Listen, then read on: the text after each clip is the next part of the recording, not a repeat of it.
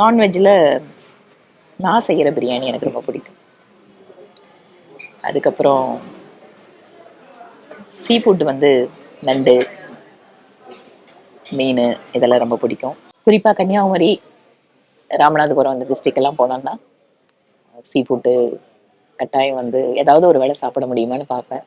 அப்படி நார்த்துக்கு போனேன்னா பெங்காலோட இலிஷ் ஃபிஷ், அதுவும் குறிப்பா மழை காலத்துல இலிஷ் ஃபிஷ் வந்து ரொம்ப நல்லா இருக்கும்னு சொல்லுவாங்க. கங்கை நதியும் கடலும் சேர்ற இடத்துல கிடைக்கும். அவ்வளோ நல்லா இருக்கும். ப்ரிப்பரேஷனும் நிறைய கடுகு அரைச்சு அது ஒரு வித்தியாசமா அந்த மசாலா இருக்கும். கோவாலையும் சீ ஃபுட் ரொம்ப நல்லா இருக்கும். அப்கோர்ஸ் கேரளா கோகோனட் ஆயில், கோகனட்டோட கலந்து பண்றது.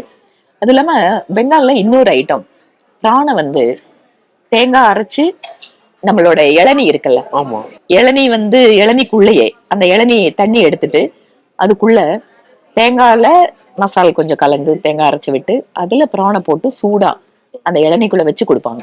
ஓ, உள்ள தேங்காய்லாம் அப்படியே இருக்கும். தேங்காய் அப்படியே இருக்கும். அந்த தேங்காயோட டேஸ்ட் அதுல சேர்ந்து. ஓ, புதுசா இருக்கு. அதே மாதிரி மீன் பெங்கால்ல வந்து கடுகு அரைச்சு மேல பூசிட்டு வாழை இலையில மடிச்சு ஆவியில வேக வச்சு தருவாங்க.